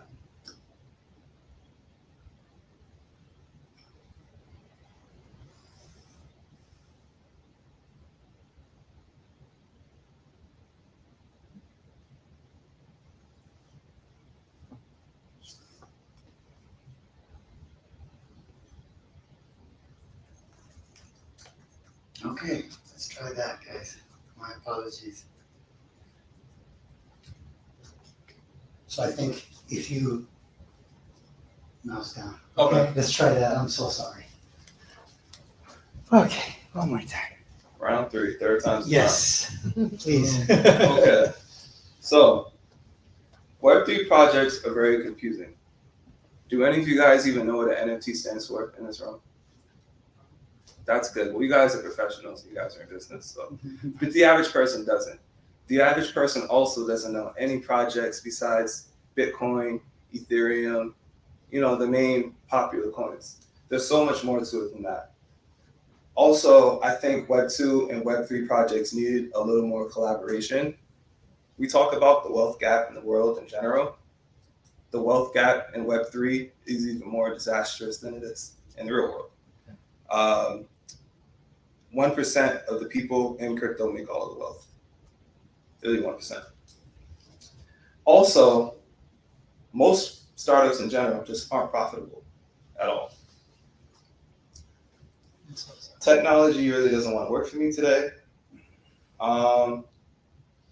There we go. Okay, so our solution is we are going to create first an NFT subscription for content creators. Once again, this might sound confusing right now, but it's going to make sense as I go along.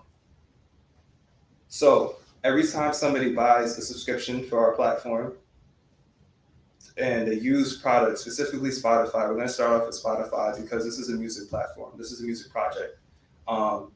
They'll be able to get micro rewards each time. Now, the reason why they're going to get these rewards and the way the functionality works is the more people who buy the NFTs, the bigger the pie or the pool will be for the rewards. Now, every time someone uses those rewards, they can use it either to buy back in the system or to redeem them for cash. So, like we said, the more members, the more rewards. We're going to be using DeFi and staking protocols. Now, using this technology, it will allow us to be profitable from day one. So this product is not only for musicians and creatives, but it's also for investors. Now, this is just a quick overview. You guys will see it in a second. That just like the blockchain market in general, this is based off some research I've done. It's about and this was 2021, it was about at 5.92 billion with a projected 8% growth through 2030. We're only really looking at 50 million of this market. And based on my calculations, it's actually really not that hard. So these are all of the industries that we're going to be tapping into. Like we said, blockchain revenue is about at 5.2 billion. Music streaming revenue is about at 3.7 billion. NFT revenue is about at 840 million. So this is the ecosystem that we have created. So our product Gold Hive is inspired by the Hive-Mind concept. So let's say you have a beat, right? The beat is the multimedia content. That's our music videos, our lifestyle products, our live events, right? These are all chained through the Hive. The Hive is considered the NFTs, the DeFi, and the staking aspects. Once they go through this system, they are now churned for rewards. So you can use these rewards to either buy back into the system, buy back into doing more music stuff, or invest these into more NFTs or stake them. So that's how the ecosystem continues to grow. The more people that buy into the ecosystem, the bigger it gets. So this is the functionality in 3 parts. We have the NFT membership, we have staking protocols, and we have the streaming rewards. The products that we're going to use, or the protocols that we're going to use, these are projects that you probably haven't heard of, but I'll explain them very quickly and easily. We have Scale, and Dex Finance. I don't know why this is blacking out again, but it's cool. So Scale is an NFT platform that takes 0 gas fees. I don't know how deep you guys are into NFTs, but right now, the majority of the most popular NFT markets, you need to pay a minimum $30 on top of the $100 or $200 that you might have to use to get your NFT. With Scale, there's no gas fees. So that's one. Now, Dex Finance is a staking platform or protocol. For those of you that don't know what staking is, it's basically what in traditional finance, let's say you get a bank savings account. Now in a bank savings account, if you put all your money in there, you'll probably get, I don't know, what, 0.5% in interest? If you're lucky. If you're lucky, right? Now with staking protocols, there's staking protocols. We've done the algorithms, we've done the research. There's staking protocols right now. You can get 1% on your money a day with low risk. And this is all algorithm based. This isn't even like hoping that Bitcoin goes back to $60,000. This is like, no, I'm gonna put my money in and I'm just gonna watch it grow. And the more people that put their money in, the more that it grows. So the crypto community, we're not really about, getting rich off of other people. This is all open source stuff. So everything I'm saying now, anybody can apply this to their business. We just want to do it with music because we're all creatives. So the reason why we can do this with somebody like Spotify is they have open API. So all we have to do is create a smart contract that's attached to the NFT and it tracks the user's usage. So anytime they go on Spotify, it can trigger those rewards. It's that simple. This is just an example of how Dex Finance works. They have these they call it auto-compounded investment strategies, where basically you can literally pick what kind of risk you want to take from low to high, and it will generate a great, platform so you can literally get that return. So basically what this means is anybody who buys an NFT, we can easily just stake their NFT. So if you buy an NFT from us for $100, you can just put a percentage of that into the pool. You'll get a percentage of that, we'll get a percentage of that, and everybody's happy. So these are some of our competitors. So we are like the only music NFT project that will be incorporating existing platforms. Opulus is really popular. They're an NFT label, and they do DeFi loans. But it's really just all themselves. They're not really doing any Web2, it's all Web3. Audius kind of created their own version of Spotify, and they have their own token, but there's no NFTs. XCAD, which is short for X Academy, is a really cool project because they give folks, they created a plugin from Google Chrome where you actually get rewards for streaming YouTube influencers. So they're the most similar to us, but they're just involved in videos. So the Hive is part of our investment pitch. It's a 4-story workspace for artists and entrepreneurs to participate in a shared creative economy. We're going to offer residencies, creative consultation, and incubation. Now this is located right outside of Philadelphia. It's in a quiet industrial neighborhood where folks can, temporarily escape the hustle and bustle of the big cities and focus on building their dreams. Think Bushwick in 2005. So basically, part of our pitch and our ask is you're going to be literally directing into a worker space. Another issue that I find in Web3 products is a lot of the stuff happens online. So we want to actually create a space that's budget friendly where folks can come together and just create new ideas on the spot. You know what I'm saying? We'll have coding classes, we'll have artist residencies, and we'll literally just foster this community from the ground up. So this is like I created kind of like this acronym for how we will, the stages of which we will get revenue. It's just short for ESPN, eyeballs, stories, pockets, and networks. So we're going to start off with freemium blog content, use the stories in our narratives to, do creator generated media. We will incentivize rewards, which is the pockets. And the more people that, come into our project is how we will create these new networks. And with these new networks, we will create bigger liquidity pools. We'll be able to offer equity, and we'll be able to do mass syndication. Now, when this comes back up, I will show you that the cost of membership is literally just going to be $100 for the NFT. By the time we hit 50,000 members, we could easily hit 5 million. If you put 5 million in a staking pool, I don't know what 1% of 5 million is per daily, but it's a lot. So this is our funding ask. It's very simple. We only need 68K to start. We're going to start, so really only need 28K for a down payment for the space, 30K for app development, 10K for marketing. So 68K to start. So this is how we're going to allocate our funding as funds come in. 1/3 of funds will be literally just dedicated to staking. Another third will be for the actual space, making sure the upkeep is running, making sure the overhead is good. And then the last third will just be for staffing and product development.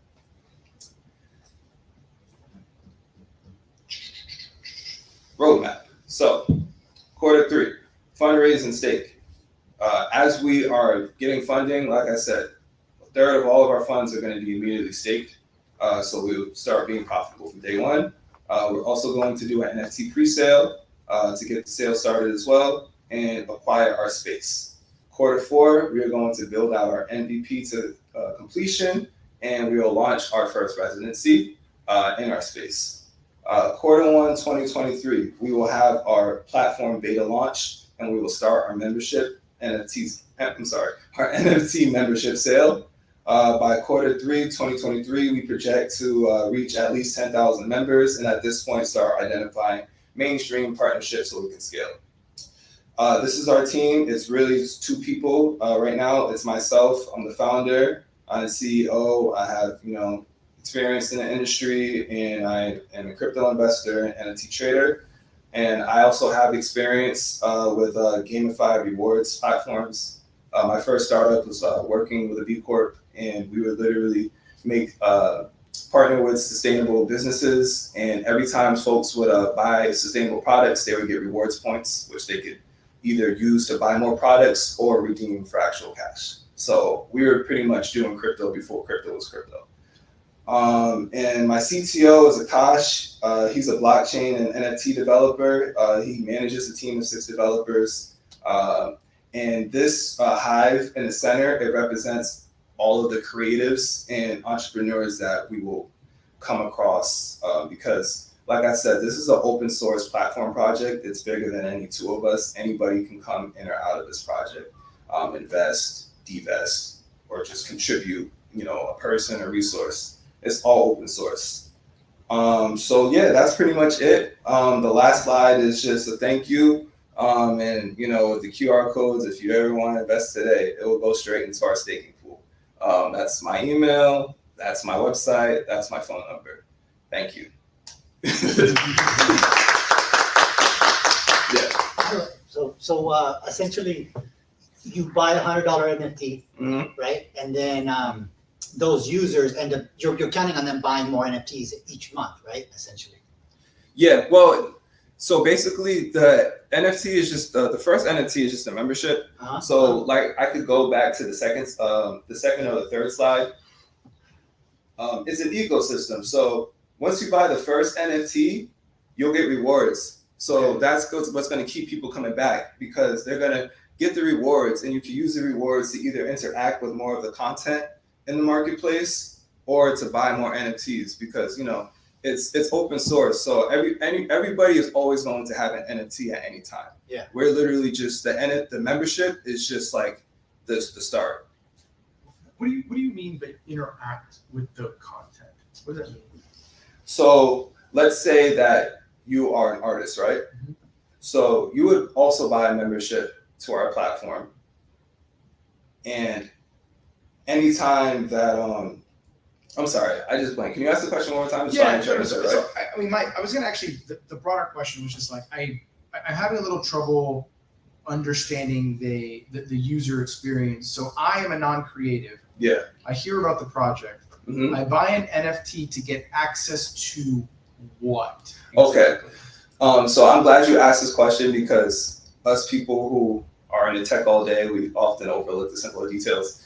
So basically, let's say, who's your favorite artist, actually? Music artist? depends, I guess. I don't know. Okay. So let's say for me, I'm gonna just use myself as an example. One of my favorite artists is Thundercat, right? Love him.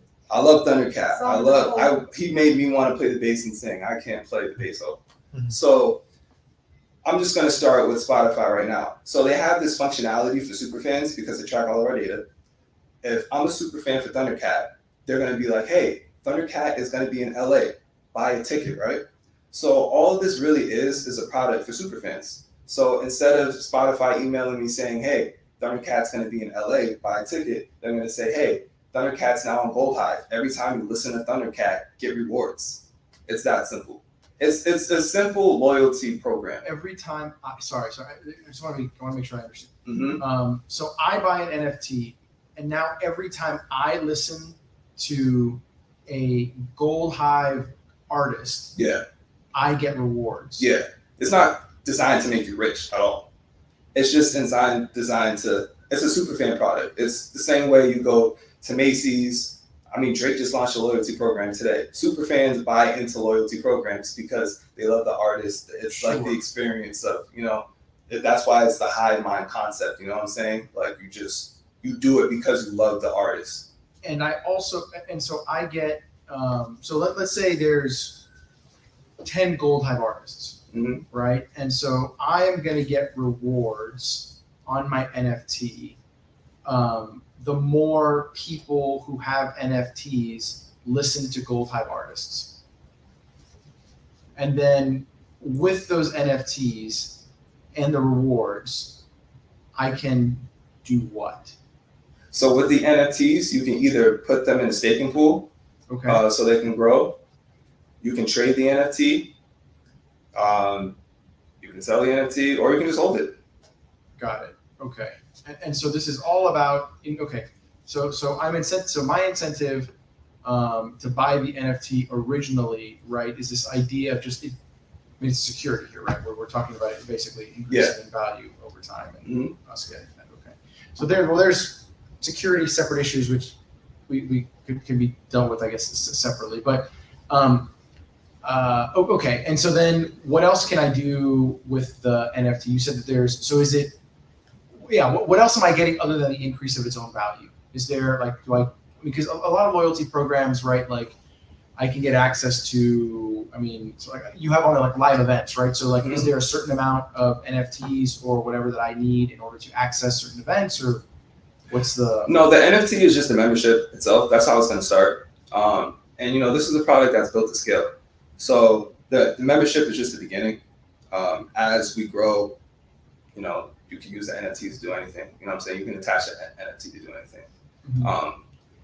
We even have folks in our system that are using NFTs for clothing.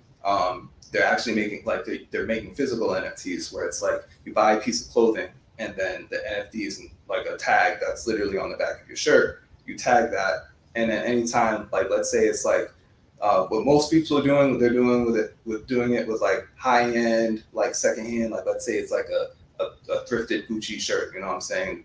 A lot of these shirts increase in value, so it's you can trade it like that. The membership is just the beginning. And I don't know if that completely answers your question, so feel free to, if you need me to. I guess I'm still trying to figure out what the. I understand increasing value of the NFT and then you convert it and try to sell it. Totally, yeah. I understand that piece of it. I'm just trying to think about is there any other value that's associated with the NFT? It's not necessarily the NFT itself. This is also a financial product too. Mm-hmm. That being said, all of our NFTs are stakeable. So you can take that NFT and put a portion of it into a staking pool and just watch it grow every day. And then the Hive, so I understand. So the Hive is where you have all these artists who are going to come in and work there, right? But is everyone who gets accepted into the Hive then a part of the, are they automatically Gold Hive artists now? That if you listen to, so I guess how do they fit? How does Hive fit in? I'm not the physical place of it. I'm not sure how that fits in. This is a Web3 project. Web3 projects are all about community. Right. So the Hive is essentially a space. It's going to be for incubation. It's not necessarily just going to be like, hey, you come here and you're a Hive artist. Mhm. It's more about you're going to be a part of this ecosystem, which you can either participate in. Well, I mean, part of the agreement is you're going to help us, build our ecosystem by being there. But you're also going to be able to like grow your own, like whether that's grow your own skills and then use those and apply that to whatever you have going on.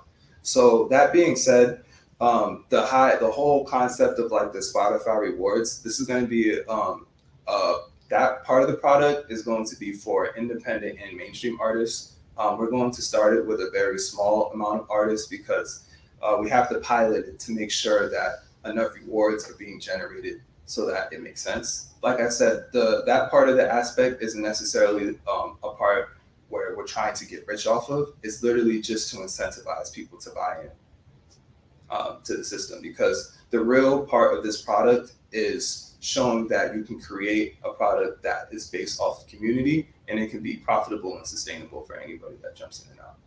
The Spotify rewards part is literally just like the beginning.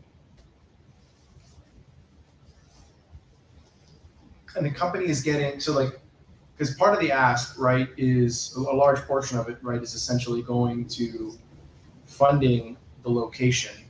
And then what is the company getting in return for that funding of that location? What is the company getting? What do you mean? Right, so it's like, what is it, 48 grand, right? I think. No, 28 grand.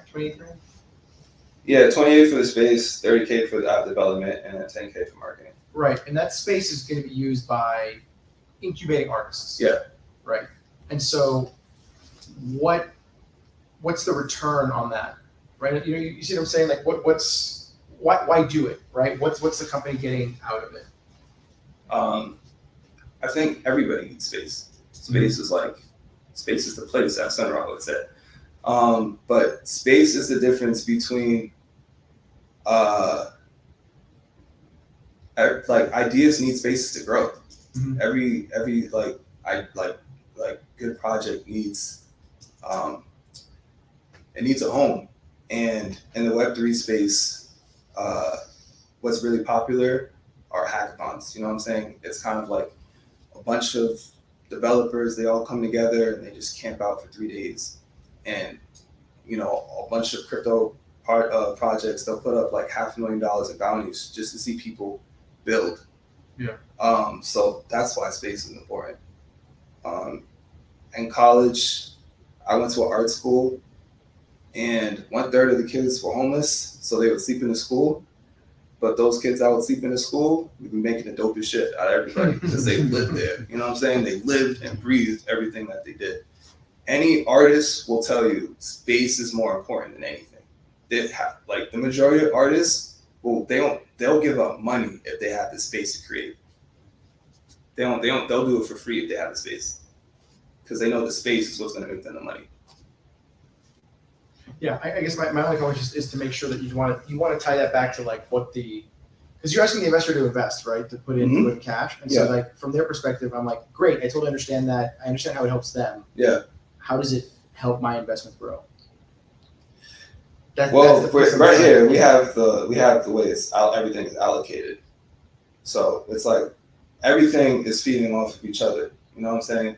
So, and real estate is one of the best investments you can make, if not one of the best. I don't know. Yeah. Would the investors be part of the owners of the products being created? I'm sorry? Like if you're an artist and you're living in the dormitory. Yeah. And you create this song, and the song goes up the Apple charts. I don't know what charts they're using nowadays. Yeah. But it goes up the charts and sells tons. Does the investor get a return on that? Yeah, I mean, that's kind of like as simple as like, how do I put it? So let's say, that's a good scenario. So it would really all be negotiable like between the artist and the investor. We kind of created this where like the biggest return that you'll get on the investment is through staking. That's why we kind of created this like three-tier system. Like, you have staking, you have the space, and then you have everything else, like staffing and development. Because that's really as simple as just like the artist, you know, selling the song and having an NFT attached to it, and then the NFT being tied to rewards. Tied to royalties. So it's as simple as like assigning a smart contract that just gives you like royalties attached to that song and NFT. I was just thinking, to make the incubator profitable, right? You're going to take percentages, obviously, of these artists, or you don't plan to, or.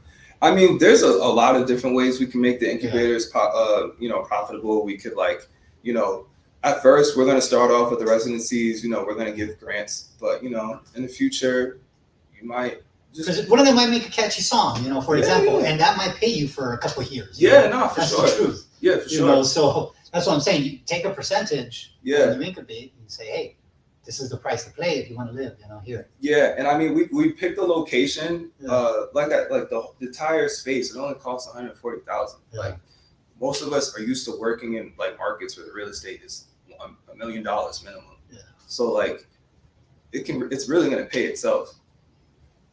Have you gone to crowdfunding? Yeah, we're actually crowdfund that. No, we're actually in the process. Like this idea has been evolving like a million times. I literally just finished this pitch deck. Well, actually, yeah, this is like probably like the 5th iteration. I just redid the whole pitch deck today. You know, I think you contacted me about this yesterday. Mhm. Yeah, he contacted me about this yesterday. I literally just redid this entire pitch deck today. This idea is always morphing, and that's the whole impetus of this project. It's a hive. It's always growing. You know, it's always going to grow into something different. The nucleus of this is the Web3 aspect. It's the part that anybody can buy in. The longer you leave your money into this pool, the more it's going to grow. But yeah, we are actually in the process of doing a crowdfunding campaign that will be launching next week. Crowdfund Better. Yeah. Yo, Crowdfund Better? Yeah. Is that a site? That's a friend of mine. She basically connects startups and just crowdfund campaigns. She has like a network of 60 different crowdfunding platforms. You name it, she knows it. Okay, cool. When it comes to crowdfunding, and she'll do it for under $600. Dope. So, All right. she'll do your campaign for you. There you go. Perfect. You just have to give her the material, of course. Okay. Yeah. Definitely talk about that offline. Awesome. Any other questions? Or I like it. throw I like anything it. at me, please. I really like it. I like the idea of the space. Yeah. That to me is just one of the best aspects, not only just in terms of the real estate, but my sister's a realtor. I get it, how real estate goes up like every 20 minutes. But it's the idea of having a creative space for those artists. Because having a space it's the difference between making something and not. It's just that simple. And I like the idea also of adding, you know, your web development in there and the marketing and, you know, the NFT itself, which I think is cool. Yeah. I think this will work. Thank you. I think it'll work. Thank you. I think what COVID has taught us, if anything, is a lot of people, they don't really want to go to the office anymore. And Really there's, don't want to go. you know what I'm saying? There's a huge demand at the same time for tech jobs, for developers, and you know, why not create the space for kids to just be like, hey, you want to learn how to code? Like a lot of like my generation's introduction to coding was MySpace. You know what I'm saying? Like that's where we learned HTML. So yeah, I'm like, why not just make these projects a little more fun? Where's the space? It's right outside Philadelphia. I like that because there's a lot of NFT companies, you know, but they're all just trying to sell you the next cartoon. You know what I mean? But I Yeah. like the fact that you're actually providing a community thing so that people, because I can totally see some artists making one hit song that feeds you and feeds everybody for a whole year, you know? Yeah. And I think that, yeah, I mean, okay, cool. Thank you. Yeah. Thanks, guys. Yeah. All right. Yeah, I got it, man. I feel like throwing this thing, you know what I mean? So sorry. It's From Rhode Island. Yeah, how'd you know? From your phone number. Oh yeah.